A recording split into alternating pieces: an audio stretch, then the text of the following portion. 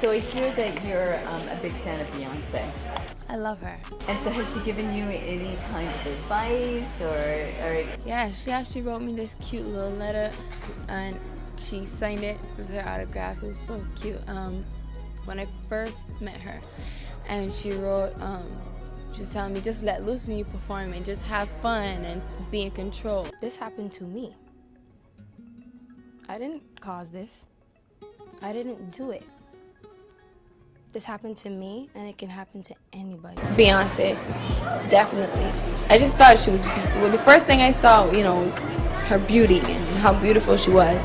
And then I listened to her music, and I loved her music. She's incredibly talented. I think she's what every female artist should strive to be or strive to be like, you know. A trick question? No. Who you want to be in them panties? I would Beyonce. Don't you know somebody at Rock Nation? I mean, Beyonce got body. She got body. And yeah, that would just trump everything for me. My greatest idol is Beyoncé. My greatest idol is... Say? That's right. How was it like meeting her? I could not speak. Really. That's the one I really looked up to for a long time. Yeah, she actually wrote me this cute little letter and she signed it with her autograph. It was so cute. Rihanna has barely pushed out her third baby, and she's already out here being messy by spilling the tea on Beyoncé, allegedly covering up for Diddy and indulging in those freak-offs. Dad, I know I promised you I'm gonna give you my first Grammy, but we might have to fight for this one. She said she wanted to thank everybody for her first Grammy. Jay-Z is setting Diddy up. Why is everyone having such a hard time? He ain't doing shit. He lined up D. Haven, stole his life and identity. He lined up Big L, stole his life and identity.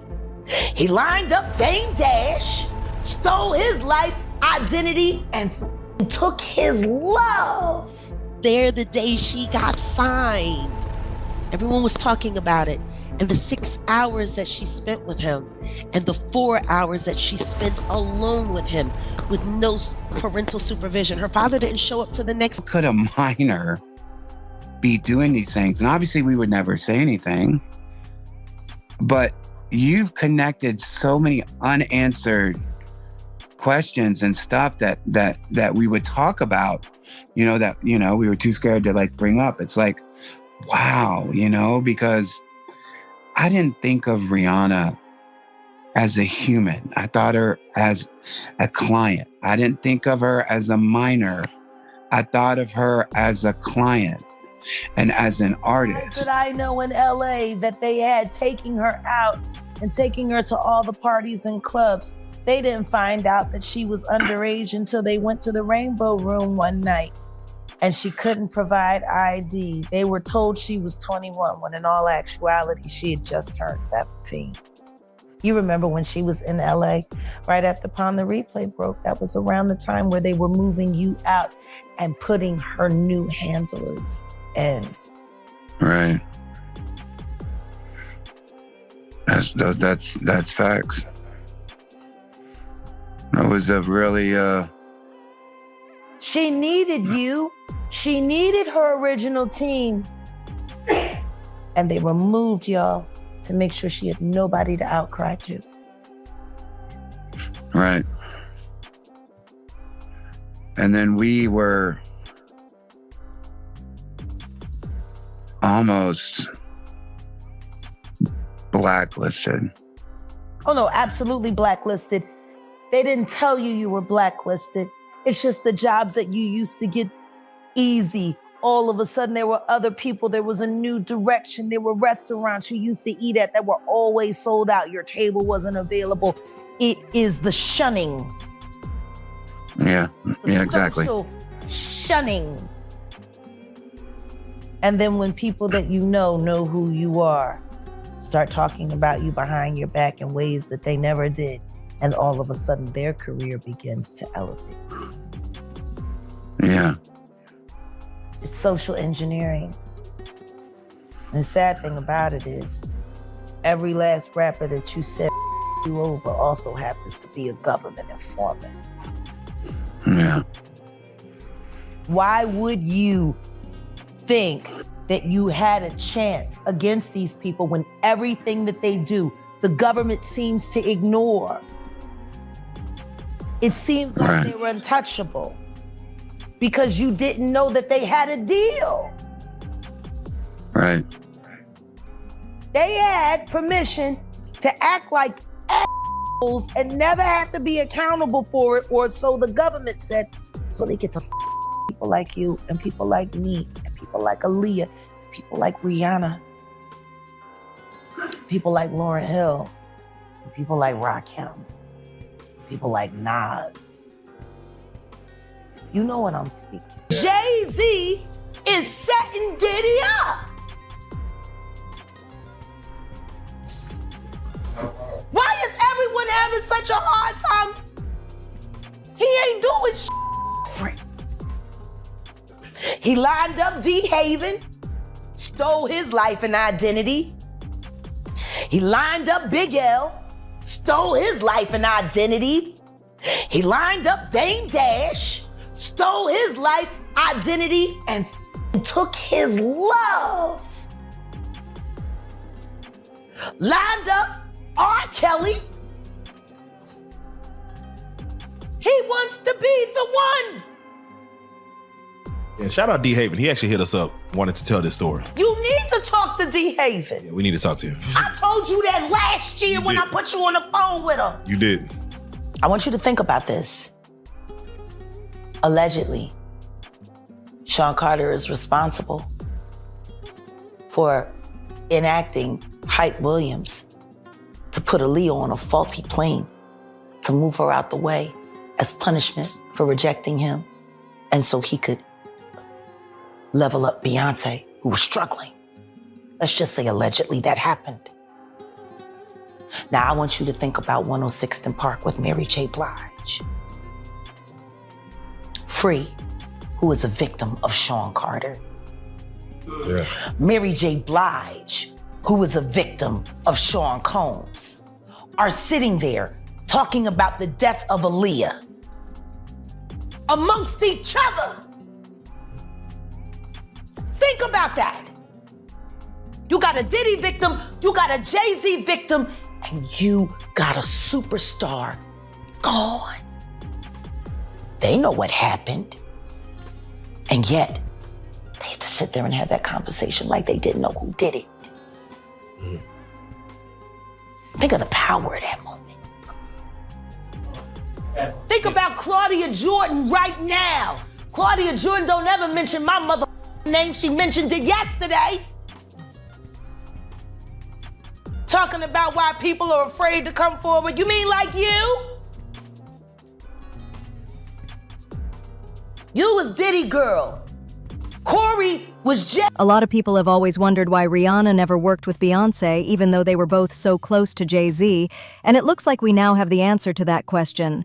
Rihanna went from calling Beyoncé her biggest inspiration to now barely talking about her and paying her dust. It turns out that apart from Rihanna having to deal with Jay-Z making advances at her and allegedly even signing her in his office when she was just 17, she also had to deal with Beyoncé trying to force her into Freakoffs with Diddy. I don't know, but I got an idea that Evan Rogers is gonna help me figure that out.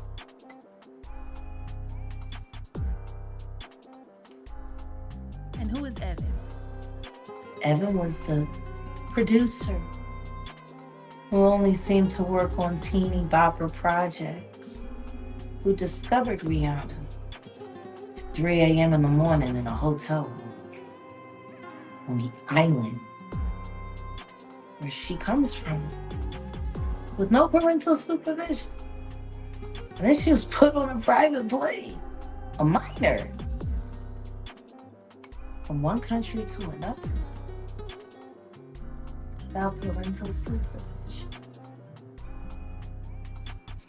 And she ended up in a boardroom with Mr. Carter without parental supervision.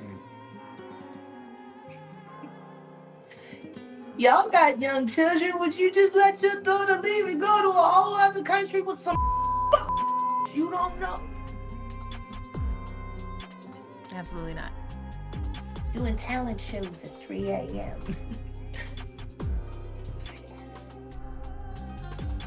So you're saying that the rumors are true. There are rumors circulating that Rihanna was actually trafficked here. Are you saying that Starting to sound that way. Because her daddy ain't show up till 24 hours later to pick up a $500,000 check for his daughter.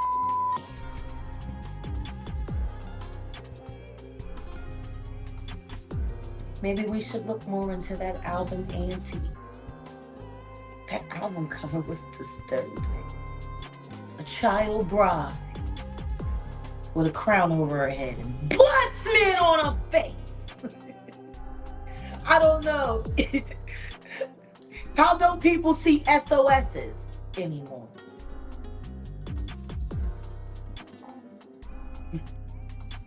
I mean, maybe I'm just crazy. But the reality is I think you were onto something before a lot of us, specifically about Jay-Z. And there are some clips I want to watch with you, particularly one of Rihanna that really freaked me out. This clip, guys, if you haven't seen it, which I hadn't seen it till this morning when I saw this headline, Kim found it for me. Let's watch this clip quickly. Crazy Let's that you watch haven't Tyra seen pushing to get this out of Rihanna, and when it does, man, it made me feel very, very uncomfortable. Audition. Yes. But before I met him, I was so nervous. I was shaking literally. But the moment I walked into the office, the atmosphere was so warm and welcoming. And you had to sing a cappella for him? Yes, I had to sing. I sang Pon de Replay. I sang another ballad from the album last time. So then what did he say to you? He said something to you. Oh yes, he said, we don't sign songs here, we sign artists. And there was this little pause, and I was nervous. But then he said, and we're interested. And there was this sudden feel of relief. But then he said something about a window and a door or something. Oh, then he said, he did it homework. I did a lot of homework on you, this lady. He said, there are two ways to leave here, either through the door with the deal sign or through this window, and we're on the 29th floor. So you was like, where's the pen? Where's the paper? I'm signing. Yeah. The audience is so uncomfortable. Like, I don't know if Tyra was trying to get that on the record, but my God, what Jaguar? He threatened her. This is her own words coming out of her mouth. And she was a kid at that time, correct? 15-year-old girl who had been flown to the United States without parental supervision or a chaperone, brought to a grown man's office in a large corporate Manhattan building. Everybody knew when she flew in. I was there the day she got signed. Everyone was talking about it. And the 6 hours that she spent with him, and the 4 hours that she spent alone with him with no parental supervision. Her father didn't show up till the next day to come and collect the check. Well, and there's this is her life.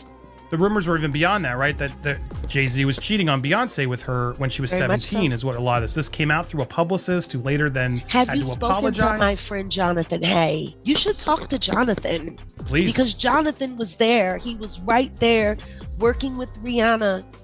And it was right when they started crafting her to be seen as a brand and commodity only and not a person.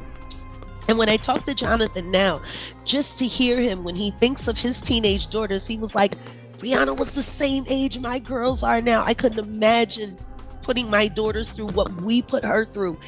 And then the next thing you know, she was removed from that first team from Pon de Replay and replaced with all new handlers and kept sheltered in Los Angeles, where she was going out to parties and partying at 15, 16, 17 years old, hanging out at the Rainbow Room, hanging out. Yeah, like it was one of my friends who found out she was 17 when everyone thought she was 21. And he was like, yo, why do y'all got me carrying this girl around and she's it's cool. Clear that Jay-Z's not letting this go. If you read his declaration in that case where he is suing Tony Busby, what he's saying is, I viewed these letters as an existential threat to my reputation, everything I've worked my whole life to build, and he wasn't going to take it lying down. So even though this lawsuit's been dismissed with prejudice, the one against him, it seems like Jay-Z's going forward and will continue to pursue Busby, maybe to, sort of send a message that you can't do this to a certain type of celebrity, not him. Well, Jay-Z was calling Busby a 1-800 lawyer called him a 1-800 lawyer and says the system needs to change. Can't have guys like this blowing up the lives of innocent people with allegations that he should be vetting and understand are not true. This is what Jay-Z had to say about this case against Busby. He said, "I felt that Mr. Busby was placing a gun to my head, that I either bow to his demands or endure personal and financial ruin." As for the lawsuit filed on behalf of the female accuser, Jay-Z says, "Mr. Busby purposely filed this on the eve of my daughter's premiere to put me in the position of having to choose between supporting my daughter or hiding to avoid the negative press." According to reports, Rihanna thought she could confide in Beyoncé when she was going through all of that mess with Jay, but she quickly found out that Beyoncé wasn't a girl's girl like she makes herself out to be. People actually found out just how close Beyoncé and Diddy were when Freddie, who was a member of the group, the band from Diddy's former show on MTV Making the Band, revealed that back in the day when Diddy made them walk all the way to downtown to get him a cheesecake from the Cheesecake Factory, it actually wasn't for Diddy, it was for Beyoncé. And she's the one who told Diddy to make them walk, instead of using a car. It's unclear the exact part of New York they were in at the time, but the trip to downtown by foot was 4 hours long, and he made them walk there to get him a cheesecake. This was one of the earliest signs that Diddy was a sick individual, but a lot of people were too busy laughing at him making these boys walk that long for some cheesecake that they overlooked it. During a recent interview, Freddie P finally revealed who the cheesecake was for, and it turns out it was for Beyoncé. This whole time we thought Diddy punished these boys for his own satisfaction, when it was really all the request of Beyoncé. Apparently, Beyoncé was the one who told Diddy that she wanted cheesecake, but instead of making someone from her team go get it for her, she allowed Diddy to make the members of the band walk for hours to get it and humiliate them on national television. And you'd think that she'd be disgusted by the fact that Diddy put them boys through that just for her to get that cheesecake. But according to Freddie, she didn't care at all and went on to enjoy that cake. In fact, a lot of people don't know that cheesecake we went and got was for Beyoncé. She was upstairs the whole time. What we talk about again? Hold on. Yeah, that's a fun fact people don't know. People like y'all walk together. Got a cheesecake, it was for Beyoncé. I'm the type of I listen to everything you say as if it's a contract, so if you say walk to the store or walk to get me some cheesecake, I'll walk to get you some cheesecake, but I'm not walking back. And that's just what me and Dalen did. And they like, why y'all, they hot like y'all cheatin', and we like, he told us to walk. He ain't tell to walk back, so we already in the hotel like 3 hours before they got there when they said they was coming. We went and met him in front of the building, and the first thing that said out his mouth, that bitch said, he said, we got a cheesecake. He was like, want that? Take that upstairs for Beyoncé. Then he said, they was like, yeah, man, we want to tell you, Fred and Dalen, they ain't walk back. I'm trying to be on some snitch. And he was like, I ain't tell you to walk back. At the time Freddie revealed this, people were wondering, why did he would go that far to make Beyoncé happy? Because so far as we were concerned, he didn't really have any business with her outside of her being the wife of his associate Jay-Z. But it turns out, she was also allegedly in them freakoffs, and this was revealed by the baby not too long ago when he spilled the tea about the time he met Beyoncé and Jay during a private party at Diddy's house. He said Diddy kicked everyone out of the room, leaving only him, Beyoncé, Jay, and Diddy in the room. Once it was just them, he claims Beyoncé started talking to him a lot, and she even introduced herself to him like, girl, you are literally Beyoncé. Of course that man knows who you are, like stop playing.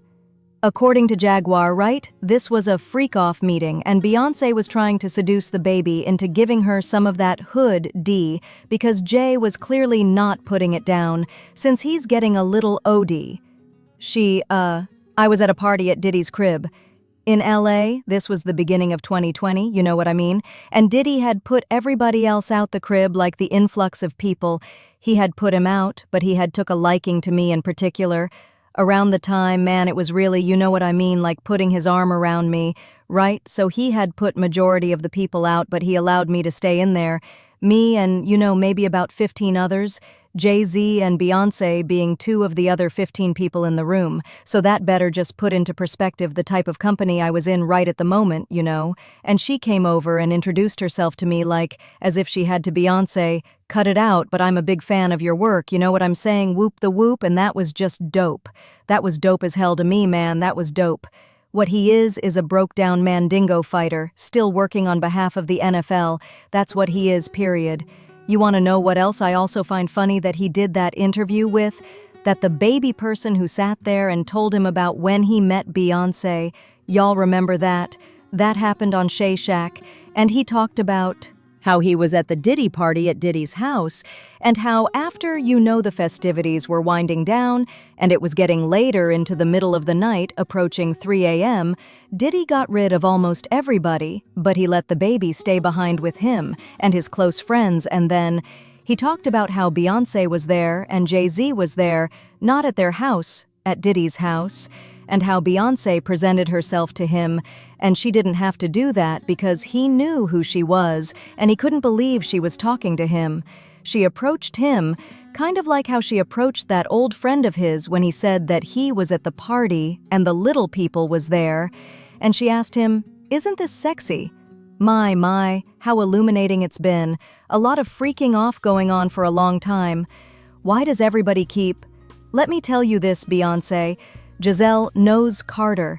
It does not matter how much money they spend, how many people those tickets ain't gonna sell. You're caught. I wish you had the common sense that animals do when they're caught. They just surrender. But no, y'all going to fight it to the very end. Y'all going to bring this broke-down old NFL bum, who apparently will do anything with his genitals, to help cover or create validity where there is none, with the weirdos with his little orange purse, screwing people's kids. Screwing kids young enough to be his grandchildren. Shame on you, you a dirty old man, period. But this is where things get even more disturbing. Word on the street is that at some point, Jay and Beyoncé tried to get our girl, Rihanna, to join them in those freakoffs, and that's why she ran away from the industry.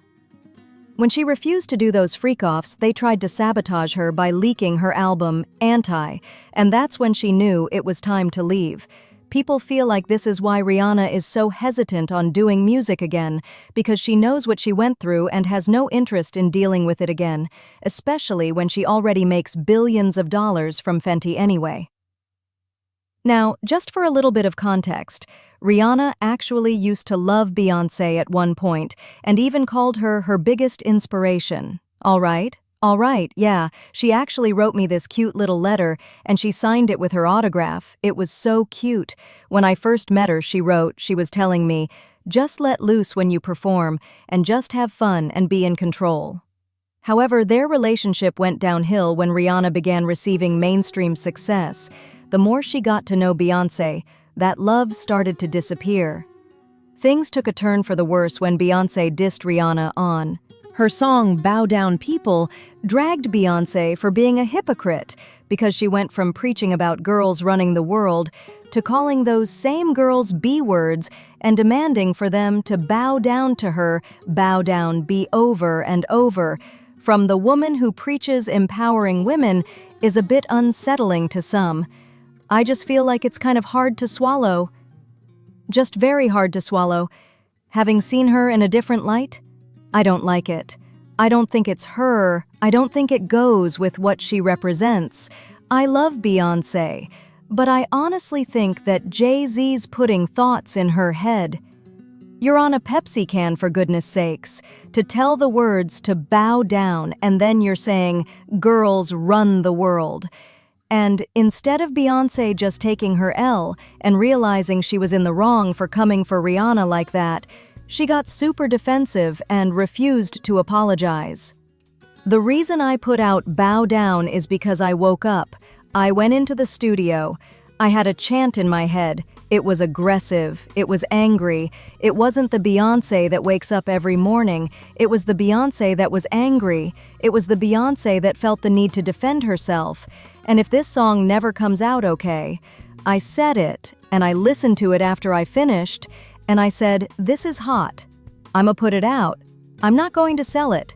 I'ma just put it out. People like it? Great. they don't. And I won't do it every day because that's not who I am. But I feel strong, and anyone that says, oh, that is disrespectful, just imagine a person that hates you. Imagine a person that doesn't believe in you. And look in the mirror and say, bow down, bitch. And I guarantee you feel gangster. So listen to that song from that point of view. Again, if you didn't like it before. This pissed off Rihanna, and she took to Twitter to shade Beyoncé. She posted an article crowning herself the queen of pop in the UK and captioned it, I only know how to be number one. I could use a challenge. How'd I feel down there on your knees? A lot of people believe that Beyoncé started hating Rihanna after rumors started going around that Jay-Z was messing around with Riri. However, it's now looking like Rihanna refusing to freak off with her and Diddy might have also been another reason. Now, in case you somehow didn't know, Rihanna's publicist started a rumor that Jay-Z was having an affair with Rihanna, but later backtracked with this statement that said, the PR stunt I did was out of desperation to help break Ponder Replay. It was reckless, and I didn't think it was going to work. I was just throwing spaghetti at the wall to see what would stick. A lot of people didn't buy this story, especially after Rihanna confessed to Jay, allegedly signing her in his office. She said the day she got signed, Jay locked her up in his office for hours and didn't allow her to leave till she signed with him. But here's the thing. Though people speculate that he did more than just force her to sign a contract, mind you, she was still a minor at the time. But tell me about her audition with Jay-Z. Tell me about a really good audition. But before I met him, I was so nervous. I was shaking, literally. But the moment I walked into the office, the atmosphere was so warm and welcoming, and you had to sing a cappella for him. Yes, I had to sing. I sang Fun Replay. I sang another ball from the album Last Time. So then what did he say to you? He said something to you? Oh yes, he said, we don't sign songs here. We sign artists. And there was this little pause, and I was nervous. But then he said, and we're interested. And there was this sudden feel of relief. So then he said something about a window and a door or something. Oh, then he said it. I said, a lot of people on you in this place. He said there are two ways to leave here. Either through the door with the deal signed, or through this window, and we're on the 29th floor. So you where's the pen? Paper I'm signing. Yeah? And I'm sure working with Jay-Z you've met Beyoncé. That's right. How was it like meeting her? I could not speak. Really? Really. That's someone I really looked up to for a long time, and it was after one of my showcases and he was introducing me to everyone from the label. Then he finally said, okay, one more person. And there she was, and I could not speak. And she gave you some advice. Yeah, she did. She just told me to, when I get on stage, let loose. Have fun, and be in control. Yeah, and don't be afraid to let it go. No, 'cause she'd be like, what? You know how she does it. And do y'all remember what I said about Beyoncé and Jay allegedly sabotaging Rihanna's album release because she refused to freak off with them and Diddy? Rihanna's Anti album leaked on Tidal, a platform which is owned by Beyoncé and Jay-Z. This leak forced Rihanna to release the album before its initial release date. Meanwhile, Beyoncé's album, which was about to be released at the same time as Rihanna's album, got all the promo. Rihanna's album ended up doing just 124,000 first week, while Beyoncé's Lemonade album sold 653,000 copies. The feud got so bad that Rihanna and Beyoncé were caught avoiding each other at the Tidal press conference. A source who spoke to the T-page, Naughty Gossip, said they refused to stand next to each other or speak with each other. The whole show was carefully choreographed, and these two had almost nothing to do with each other. Now, it's unclear if Rihanna will be getting on the anti-first week at the Tidal profits, and this point with Tidal, Consumed an X-led album.